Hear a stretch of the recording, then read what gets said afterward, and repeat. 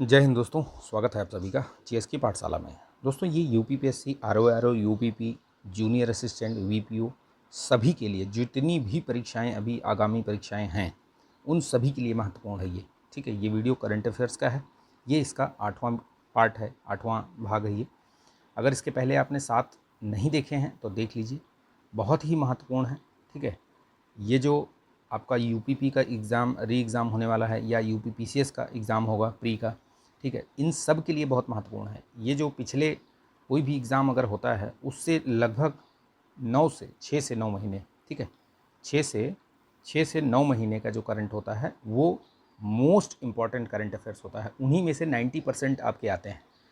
एक दो जो 2-4% हैं वो इधर उधर से आते हैं, मतलब एक साल के पीरियड से, और उससे उसके बाद के 2-4% जो है वो 2-4 क्वेश्चन वो 1.5 साल के आसपास। तो ये मान के चलिए कि अगर आपने 1 साल का करंट अफेयर्स तैयार कर लिया, उसमें भी 9 महीने तक, ठीक है, 9 महीने वाला, अगर आपने 9 महीने तक पूरा, जैसे अभी इसका एग्ज़ाम होने वाला है, अगस्त में ही होने वाला है, ठीक है, अभी होगा, तो ये जो पार्ट है ये मई जून वाला है। ये करंट अफेयर्स जून जुलाई मई जून का है। इसके बाद जुलाई वाला भी करवा दूंगा मैं। तो ये वाले बहुत महत्वपूर्ण है। इनसे आपको निश्चित तौर पर 2-4-5 प्रश्न इससे मिलेंगे 100%। ये जितना मैं भी करवाऊँगा। इसके पहले वाले पार्ट भी देख लीजिएगा, बहुत अच्छे तरीके से समझाया हुआ है। ठीक है, बहुत सारी स्टैटिक पोर्शन चीज़ें बताता हूँ मैं, तो इसको लाइक कीजिएगा, शेयर कर दीजिएगा दोस्तों में। ठीक है, आप लोग लाइक शेयर सब्सक्राइब नहीं करवा रहे हैं, थोड़ा बढ़ाइए। ठीक है, शेयर किया करिए बच्चों में। ठीक, चलिए तो शुरू करते हैं इसको विदाउट एनी डिले। तो ठीक है, ये देखिए, ये समसामयिक प्रश्न है। ये बेसिकली ये क्रॉनिकल वाली है, ये जो सीरीज, ठीक है, क्रॉनिकल की जो मैगजीन आती है उसी का है ये आपका 27 मई से लेकर के 26 जून तक का जो करंट अफेयर्स है, ये आपको वहाँ से यहाँ तक का 1 महीने का करंट अफेयर्स, उसी के ये सारे प्रश्न बनाए हुए हैं। ठीक, तो ये क्रॉनिकल वाला है, महत्वपूर्ण, ये काफ़ी मतलब अच्छी मैगजीन मानी जाती है। तो इसको आप मतलब देखिए, ज़रूर देखिए इसको। ठीक है, और लाइक और शेयर कर दीजिएगा, सब्सक्राइब कर दीजिएगा अगर आपने चैनल पर नए हैं तो। ठीक है भैया, चलो आगे शुरू करते हैं हम। पहला क्वेश्चन देखते हैं हम सबसे पहले। कौन से देश ने 26 जून 2024 को अंतर्राष्ट्रीय सौर गठबंधन, ये आईएसए की बात कर रहा है। ठीक है, आईएसए क्या है? ये तो इंटरनेशनल सोलर अलायंस है। इसकी स्थापना कब हुई थी? 2015 में हुई थी। ठीक है, COP15 जो ये COP21 जो हुआ था पेरिस में, उसी के बाद ये इसकी स्थापना हुई थी। भारत और फ्रांस ने मिल करके ये इसको, मतलब ये भारत और फ्रांस ये दोनों संस्थापक और सह संस्थापक हैं। ठीक है, ये दोनों ने मिल करके इसको स्थापित किया था। बेसिकली इसका जो मेन उद्देश्य है, ठीक है, कि आपको सोलर जो एनर्जी है उसके ऊपर काम करना, उसको प्रोत्साहित करना। ठीक है, जितने भी कर्क रेखा और मकर रेखा के बीच वाले देश हैं ये, ठीक है, इनको सभी को, क्योंकि यहाँ पर कर्क रेखा और मकर रेखा के जो बीच में देश हैं, जो ये जगह है, ये यहाँ पे वर्ष भर आपको सूर्य का प्रकाश जो है वो लगभग लगभग मिलता है। ठीक है, तो उस सूर्य के प्रकाश को हम किस तरीके से एनर्जी में हम उसको बदल सकते हैं, वो सारी चीज़ें उस पर रिसर्च एंड डेवलपमेंट, ठीक है, वित्तीय सहायता, ये सारी चीज़ें हैं। तो ये याद रखिएगा। ये आईएसए का जो आपका हेडक्वार्टर है वो कहाँ पे है? गुरुग्राम में है। ठीक, तो ये याद रखिएगा, महत्वपूर्ण है ये। ठीक है, पूछता भी है, पहले पूछा भी है, अभी भी पूछ सकता है। तो कौन सा देश है जो इसमें 100वें सदस्य के रूप में, आधिकारिक रूप से ये सदस्य बन गया? तो अभी लेटेस्ट जो जुड़ा है वो पराग्वे जुड़ा है। ठीक है, पराग्वे याद रखिएगा। इसके पहले जो है 99 वाला था वो शायद वो स्पेन था। ठीक है, लेकिन ये अभी ये पराग्वे है। ठीक है, याद रखिएगा। चलिए नेक्स्ट हम देखते हैं, 26 जून 2024 को किस संगठन ने नई दिल्ली में भारतीय नौसेना को मीडियम रेंज माइक्रोवेव ऑब्सक्यूरेंट रॉकेट सौंपा है? तो देखिए, अगर आप इस तरीके के प्रश्न देखें तो आपको पता होना चाहिए कि रॉकेट वगैरह, मिसाइल वगैरह ये कौन बनाता है? ये डीआरडीओ बनाता है। ठीक है, तो आप ऐसे ही मतलब बिना कुछ सोचे भी लगा सकते हो आप कि रॉकेट, ये मतलब इस तरीके का ये डीआरडीओ ही है जो कि ये सारे काम करता है ये। ठीक है, जो मिसाइल वाला जो वो है इस तरीके का। ठीक है, याद रखिएगा इस चीज़ को। चलिए 24 जून 2024 को भारत के नियंत्रक एवं महालेखा परीक्षक सीएजी की बात कर रहा है ये। ठीक है, सीएजी, तो सीएजी का बताइए आप मुझे। चलिए मैं बताता हूँ आपको। इसका जो संविधान में जो प्रावधान है वो अनुच्छेद 76 के तहत है। ठीक, याद रखिएगा, अनुच्छेद 76 के तहत है। ठीक है, 76 है? कमेंट करके बताइए आप। 76 नहीं है? ठीक है, कमेंट करिएगा आप लोग कितना है वो, आप बताइएगा आप कमेंट करके। चलिए देखते हैं। तो ये CAG महोदय द्वारा चैडविक हाउस, याद रखिएगा ये Chadwick house navigating audit heritage, ठीक है, ऑडिट हेरिटेज का जो उद्घाटन है वो कहाँ पे किया गया, तो ये शिमला में किया गया ये, ठीक है, याद रखना ये Chadwick house navigating audit heritage, ठीक, ये एक संग्रहालय है, उसका उद्घाटन इन्होंने किया है, ठीक। तो ये याद रखना, इसका जो अनुच्छेद है वो 148 है, ठीक है। ये 76 जो बात कर रहा था मैं, ये है महान्यायवादी, ठीक, मैं आप लोगों का टेस्ट ले रहा था ठीक है। चलिए नेक्स्ट देखते हैं क्वेश्चन। रक्षा मंत्रालय मतलब अनुच्छेद जो है आर्टिकल 148 से लेकर 151 तक ये पूरा CAG के बारे में दिया हुआ है उसमें, ठीक, याद रखना। रक्षा मंत्रालय ने भारतीय वायुसेना के साथ एक लघु उपग्रह विकसित करने के लिए किस कंपनी के साथ 350वें innovation for defence excellence iDEX का अनुबंध हस्ताक्षर किया है, तो ये किसके साथ किया है, तो ये है इस space pixel technology private limited के साथ ये भारतीय वायुसेना ने किया है ये, ठीक। 26-27 जून 2024 को झारखंड के धनबाद में CSIR-CIMFR द्वारा आयोजित 2 दिवसीय कार्यशाला में केयरिंग 2024 का फोकस क्या था, तो ये बेसिकली जो कोयला गैसीकरण है उसी के बारे में ये पूछा है। अभी आगे एक प्रश्न और आएगा इसी से संबंधित, याद रखना। तो ये झारखंड में हुआ था और ये कोयला गैसीकरण के ऊपर था ये, ठीक है, कार्यशाला। जो IB के निदेशक के रूप में 30 जून 2025 तक किसे विस्तार दिया गया, तो ये तपन कुमार डेका हैं, इनका नाम याद रखना। इनको 30 जून 2025 तक इनका कार्यकाल बढ़ा दिया गया है, ठीक है। किस संगठन ने LM और N श्रेणियों के इलेक्ट्रॉनिक वाहनों की सुरक्षा बढ़ाने के उद्देश्य से नए दिशा निर्देश जारी किए हैं, तो ये किसने जारी किए हैं नए दिशा निर्देश, तो ये भारतीय जो मानक ब्यूरो है उसने जो है ये जारी किया है दिशा निर्देश, ठीक। जून 2024 को मनाए गए कूटनीति में महिलाओं के लिए अंतर्राष्ट्रीय दिवस 2024 का विषय क्या था, तो याद रखना ये बहुपक्षीय कूटनीति में महिलाओं की जो नेतृत्व ये विषय था, ये ध्यान रखना, ये शायद पूछ ले, ठीक है, पूछा भी जा सकता है, ठीक। HDFC एर्गो जनरल इंश्योरेंस के नए प्रबंधक और निदेशक कौन बने हैं, तो ये अनुज त्यागी बने हैं, ठीक है, याद रखिएगा। किस मंत्रालय ने नाबालिग और युवाओं को तंबाकू के सेवन से बचाने के लिए तंबाकू मुक्त शैक्षणिक संस्थान स्थापित करने के दिशा निर्देश दिए हैं, तो ये याद रखना स्वास्थ्य और ये परिवार कल्याण मंत्रालय ने, ठीक, याद रखना ये। चलिए अच्छा, ये 1.5 के स्पीड से देख लेना आप लोग, तो आपको अच्छे तरीके से समझ में आएगा, और 1 से 2 बार देखा करिए जो वीडियो, अगर आपको मान लो एक बार में ना समझ में आए। वैसे इसमें कुछ उस तरीके का है नहीं, लेकिन फिर भी अगर देखना है तो आप 1.5 के स्पीड से देख लीजिएगा। 1 से 2 बार देखेंगे तो आपको कंठस्थ हो जाएगा, चीज़ें याद हो जाएंगी। यूनेस्को के क्रिएटिव सिटीज़ नेटवर्क में शामिल किस भारतीय शहर को विश्व शिल्प परिषद जो WCC है उसके द्वारा हाल ही में विश्व शिल्प शहर के रूप में मान्यता दी गई है, तो याद रखना भैया ये श्रीनगर को अभी दिया है, विश्व शिल्प शहर के रूप में मान्यता दिया है। और इसमें एक चीज़ ये याद रखना, ये चौथा शहर बना है भारत का ये चौथा शहर है, ठीक है, तो ये याद रखना। इसके पहले कौन कौन से थे, तो इसके पहले भी ये जो लिखे हुए हैं ना, ये वाराणसी, मामल्लपुरम, जयपुर, ये तीनों ऑलरेडी इनको इसमें विश्व शिल्प शहर इनको मतलब घोषित किया जा चुका है। ये चौथा है, तो इसलिए इसको ज़रूर याद रखना, ठीक, महत्वपूर्ण है ये।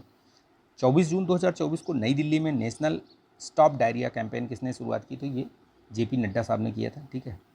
कोयला मंत्रालय द्वारा किस भारतीय राज्य में स्थित कास्ता कोयला ब्लॉक में कोयला गैसीकरण, अभी वही चीज़ मैंने बताया था ना, इससे थोड़ी देर पहले एक क्वेश्चन आया था ना, वो झारखंड में कोयला गैसीकरण वाला, ठीक है, केयरिंग 2024 ये वाला क्वेश्चन देखिए, उसी से संबंधित है ये। कहाँ गया ये, जो ये 5वां प्रश्न है ये वाला केयरिंग वाला, तो इसमें मैंने बताया था ना, वही चीज़ है, ये भी यहाँ भी दिया हुआ है कि कोयला मंत्रालय ने ये किस भारतीय मतलब राज्य में ये कोयला गैसीकरण के लिए भारत की पहली पायलट परियोजना शुरू की है। तो ये पहला जहाँ शब्द जुड़ जाए भैया, मैंने पहले भी बता रखा है, एकदम मतलब कान आपके खड़े हो जाने चाहिए, दिमाग में आपको मतलब एकदम बत्ती जल जानी चाहिए कि पहला जहाँ भी शब्द लग जाए, ठीक है, पहला, चाहे वो राज्य में हो, ज़िले में हो, स्टेट में हो, अंतर्राष्ट्रीय हो, एशिया में हो, कहीं भी हो, पहला शब्द लगते ही आप उसको थोड़ा सा मतलब उस पर ज़्यादा फोकस करिए, उसको आप मतलब अच्छे से याद कर लीजिए, ठीक, क्योंकि उसके चांस बहुत ज़्यादा होते हैं। तो ये वही है, झारखंड के साथ किया, अभी बताया था मैंने।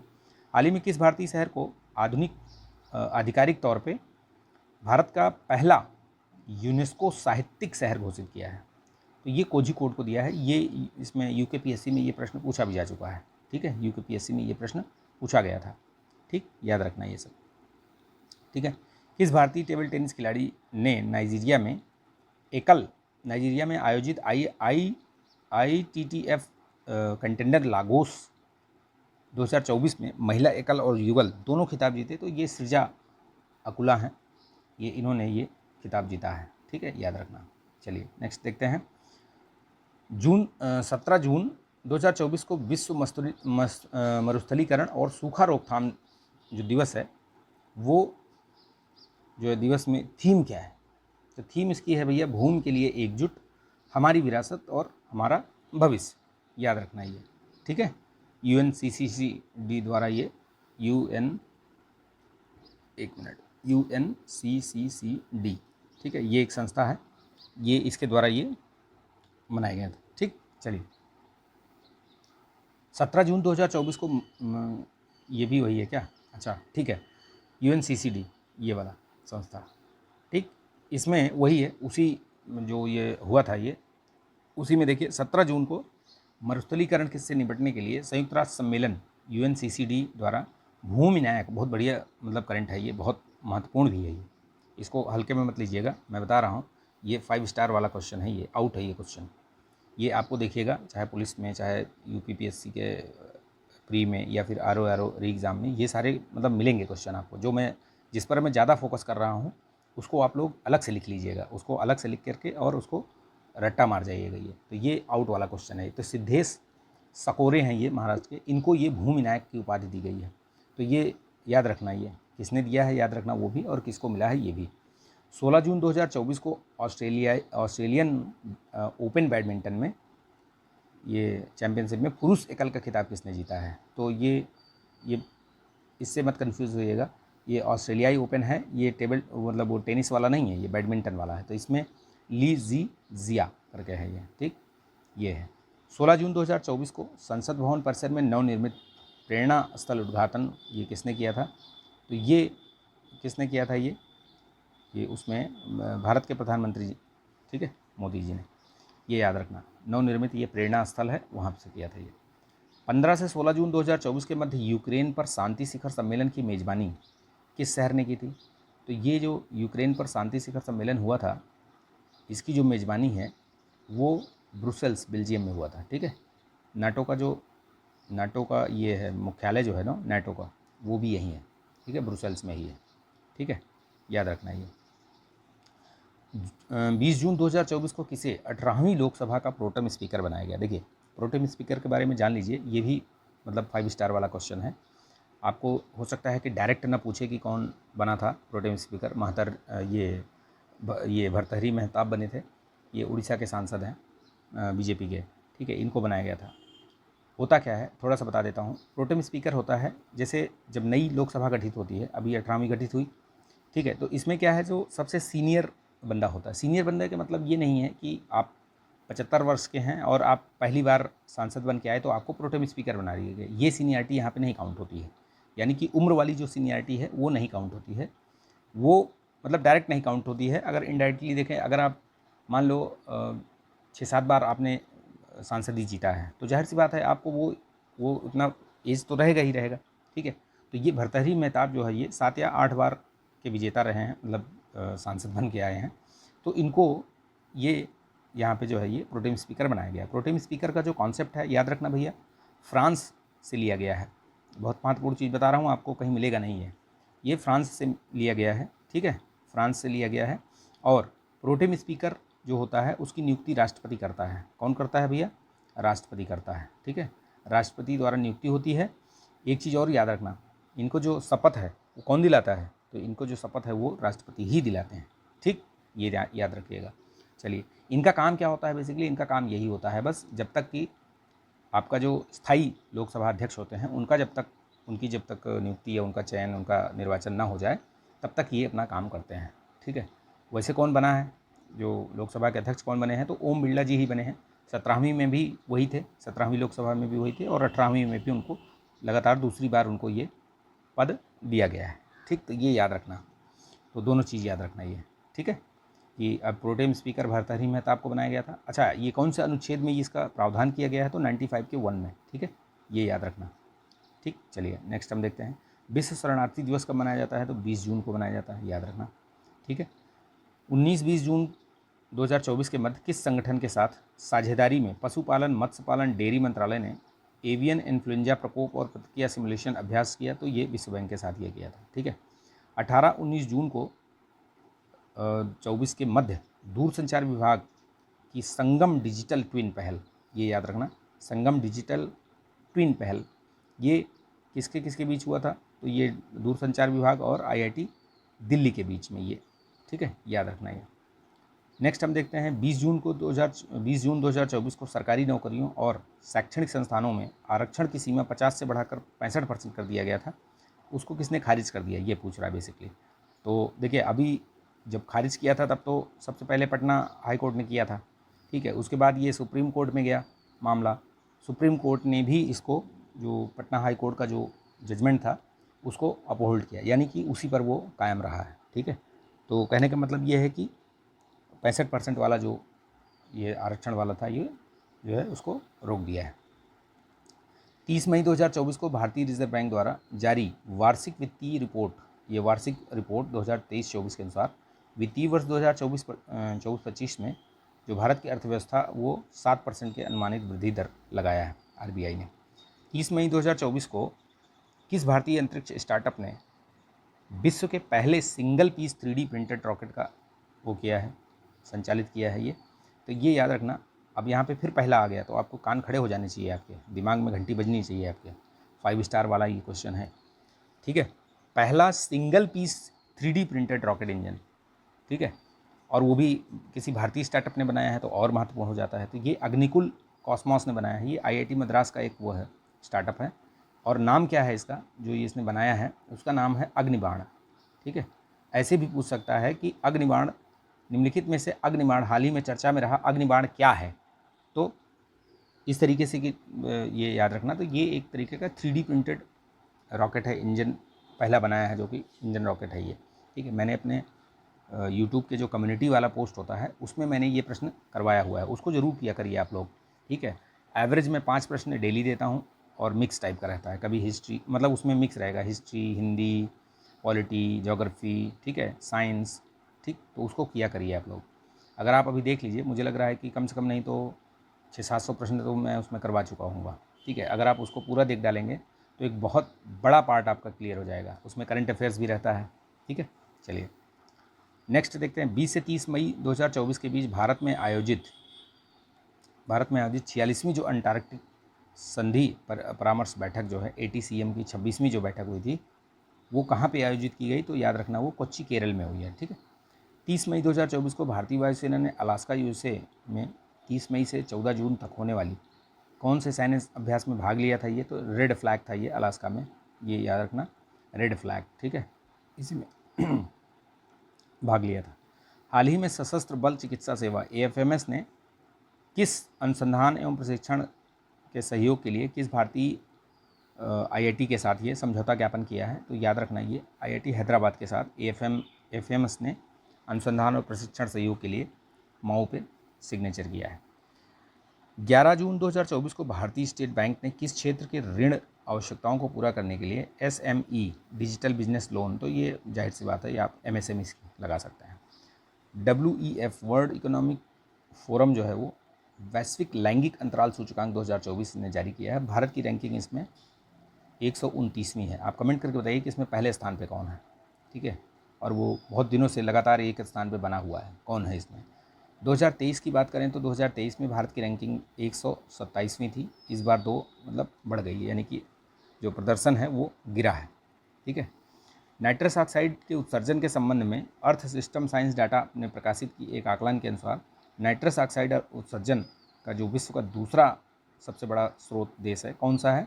तो नन अदर देन भारत मतलब ये सेकंड प्लेस पे है, पहले स्थान पे चीन है। ठीक है, ये चीन जो है इस पहले स्थान पे है।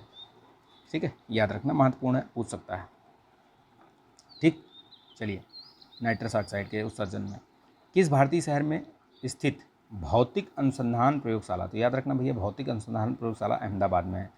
अच्छा, सिर्फ आपको भौतिक प्रयोगशाला, राष्ट्रीय भौतिक प्रयोगशाला अगर पूछता, मान लो एक स्टैटिक जगह बता रहा हूँ कि राष्ट्रीय भौतिक प्रयोगशाला अगर पूछे वो कहाँ पे है, तो वो नई दिल्ली में है, ठीक है। लेकिन अगर ये अनुसंधान जुड़ जाए तो ये इसरो की मतलब एक शाखा है, ये एक तरीके से कह सकते हो, उसका एक वो है भौतिक अनुसंधान, तो ये अहमदाबाद में है। इसने क्या करा है, हाल ही में इसने मंगल ग्रह पर 3 नए क्रेटर की खोज की है, तो ये याद रखना, ठीक है। 12 जून 2024 को उड़ीसा के मुख्यमंत्री के रूप में किसने शपथ लिया, तो ये मोहन चरण मांझी है। वहाँ पे पहली बार किसकी सरकार बनी है, बीजेपी की, ठीक है। बीजेडी की सरकार मतलब काफ़ी दिनों बाद वहाँ पे हटी है, करीब 20-22 साल हो गए मुझे लग रहा है, ठीक। तो ये याद रखना, मोहन चरण मांझी। 13 जून 2024 को लगातार तीसरी बार अरुणाचल के मुख्यमंत्री कौन बने हैं, तो पेमा खांडू बने हैं, ठीक, याद रखना, वहाँ भी बीजेपी की बनी है सरकार। किस राज्य ने 12 जून को मुख्यमंत्री मन्नियर काथू मन्नियर कापोम, ये योजना अजीब सा नाम है, ठीक है, तमिलनाडु की है, ये बहुत महत्वपूर्ण नहीं है, ठीक है, देख लीजिए एक बार। कर्नाटक ने 12 फरवरी 2025 से किस शहर में इन्वेस्ट कर्नाटक 2025 वैश्विक न्याय सम्मेलन आयोजित करने का निर्णय लिया है, तो ये बेंगलुरु में, ठीक है, ये बेंगलुरु में आयोजित किया जाएगा, ठीक है। 11 जून 2024 को federation of India chambers commerce and industry FICCI द्वारा प्रबंध निदेशक के रूप में कौन आया है इसमें, तो ये ज्योति विज, ठीक है, नाम याद रखना। भारत वर्ष 2025 में किस अंतर्राष्ट्रीय हॉकी प्रतियोगिता का मेजबानी करेगा, तो जूनियर विश्व कप की मेजबानी करेगा ये। 14 जून 2024 को प्रधानमंत्री नरेंद्र मोदी ने किस देश में आयोजित G7, तो ये जो G7 हुआ था ये 50वां था, ये कहाँ हुआ, ये इटली में हुआ, ठीक है, याद रखना। विश्व रक्तदाता दिवस 14 जून को मनाया जाता है।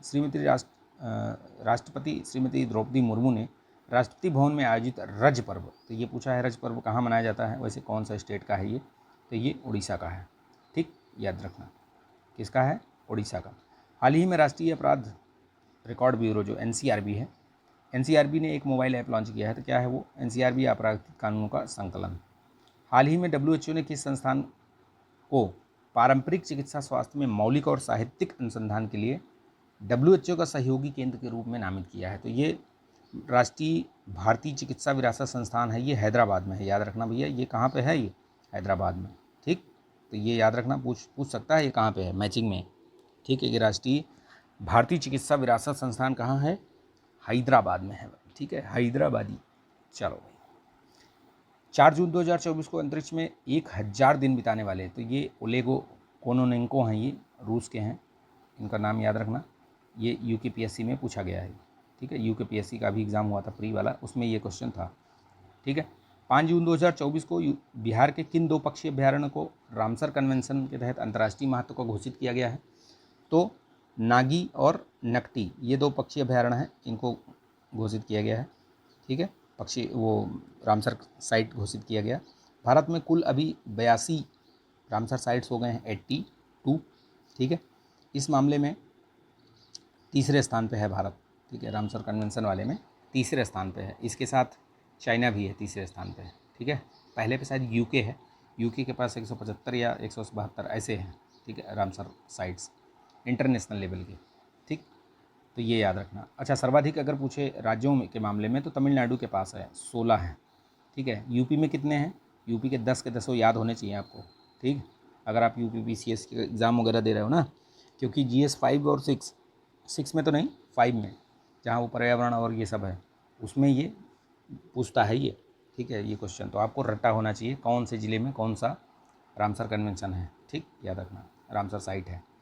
5 जून 2024 को NPCI इंटरनेशनल पेमेंट्स लिमिटेड ने पेरू में UPI के समान वास्तविक समय भुगतान प्रणाली को सक्षम करने के लिए पेरू के किस केंद्रीय बैंक के साथ साझेदारी की घोषणा की है, तो ये याद रखना, वहाँ के सेंट्रल बैंक ऑफ पेरू है, उसके साथ ये साझा किया है ये, ठीक है, मतलब वहाँ पे किया है।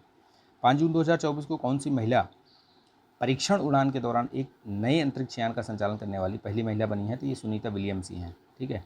ये अभी वहाँ पे हैं शायद, जो अंतर्राष्ट्रीय जो अंतरिक्ष स्टेशन है वहाँ से, लेकिन अभी वापस नहीं आ पाई हैं शायद, ठीक है, वहाँ गई वो जो ये जो नया अंतरिक्ष यान लेके गई थी, शायद इसमें कुछ प्रॉब्लम आ गई है, तो हो सकता है जल्दी सॉर्ट आउट हो जाए, और नहीं भी सॉर्ट आउट होगा तो वहाँ पे एक रूस का एक विमान वहाँ पे है वो, ठीक है, वो लेके आ जाएगा, या मतलब हो सकता है सर, ठीक है। चलिए, हाल ही में सान्या मल्होत्रा ने किस फिल्म में अपने असाधारण प्रदर्शन के लिए New York Indian film festival NYIFF 2024 में सर्वश्रेष्ठ अभिनेत्री का पुरस्कार जीता? तो याद रखना, मिसेज करके मूवी है ये, सान्या मल्होत्रा का नाम याद रखना, न्यूयॉर्क इंडियन फिल्म फेस्टिवल, ठीक है। ये हो गया 50 क्वेश्चन। अगला 50 क्वेश्चन इसमें और कराएंगे आपको, अगला जो आएगा वीडियो, ठीक है, 1-2 दिन में वो भी दे दूंगा। ये जल्दी से तैयार कर लीजिए इसको एकदम फटाफट, ठीक है। तो आई होप कि बहुत सारी जानकारी भी मैंने दी, स्ट्रैटेजी की भी बताया आपको, करंट भी बताया। तो लाइक करिएगा इसको, शेयर कर दीजिएगा दोस्तों में, और चैनल पर नए हैं तो सब्सक्राइब कर लीजिएगा, ठीक है। इसकी PDF मैं अपने टेलीग्राम चैनल पर शेयर कर दूंगा, ठीक है, वहाँ से ले लीजिएगा आप लोग। चलिए, मिलते हैं नेक्स्ट वीडियो में, तब तक के लिए जय हिंद।